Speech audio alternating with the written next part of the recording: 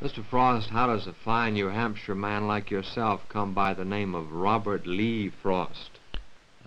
My people were state rights Democrats in New Hampshire, and they sympathized with any state that wanted to leave the Union.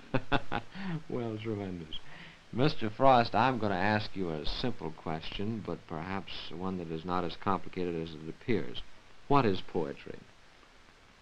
I've said a good many things about that.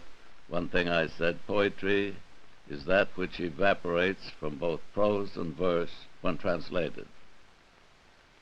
I'm afraid you're over my depth there, Mr. Frost, very definitely, but you have been in some of the things you've written as beautiful as they are. I haven't meant to be.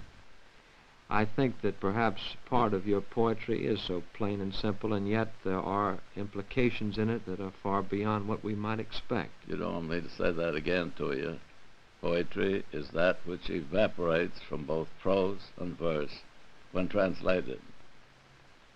Evaporates. Now, how shall we say? Leaves it. And Leaves. transcends That's it, would death. you say? No, leaves it. That means I'm deaf on translations.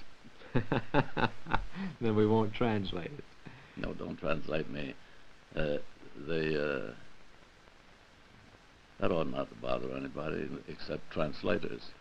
All right, then we shan't do any of that. I have heard it said that in modern poetry, one of our supreme troubles is that we cannot really work beyond cliches or hackneyed expressions. Is there any fresh or new way of looking at things that you use?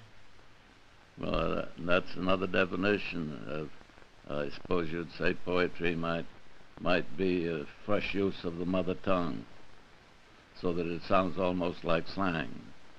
I think that You get that? Yes, I do. Fine, we're on common ground here. Mother tongue, you know what that is. Indeed so. Mother tongue, and not another language that you picked up later, but your mother tongue. I think you once said that real poetry is something stripped clean and pure. Again, language and thought, both clean, neat. Yeah. Yes. And your poetry certainly speaks of that. Words that aren't verbiage.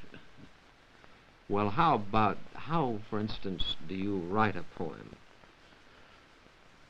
That's, as I told you, with a pen instead of with a pencil. I never have a desk. See, I've never written at a desk in my life. I don't write letters at a desk. I write them on anything that happens to be around. Do you actually go out in nature to write your poems about such? No. You have remembered them? No, yes. And then yes, I like to get indoors. Some people think you could teach poetry better outdoors. You know, the classes and things. You can't do anything like that. You got to get in away from nature. The bugs land on your page. I do believe that one of the lines that most pleases me that you wrote, and I can't quote it definitely, I would that I could, is that it's the surprise of remembering things that you had thought you forgot. Yeah, things that you didn't notice at the time. See? What you make a note of at the time is useful in one way, but it never turns up in a poem. It's always something you didn't know you'd noticed. And suddenly, in the silence of your room, it comes back. Yes, and the surprise of it is what stirs you and what stirs the reader too. That little surprise. Mr. Frost, would you read one of your poems for us? Suppose I read to you the road not taken. Two roads diverged in a yellow wood, and sorry I could not travel both and be one traveler.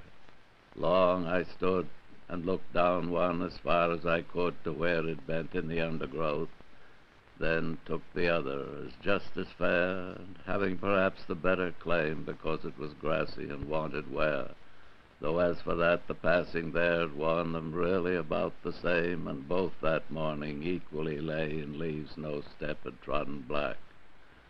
Oh, I kept the first for another day, yet knowing how way leads on to way, I doubted if I should ever come back. I shall be telling this with a sigh somewhere ages and ages hence. Two roads diverged in a wood, and I took the one less traveled by, and that has made all the difference. Thank you, Mr. Frost. Thank you.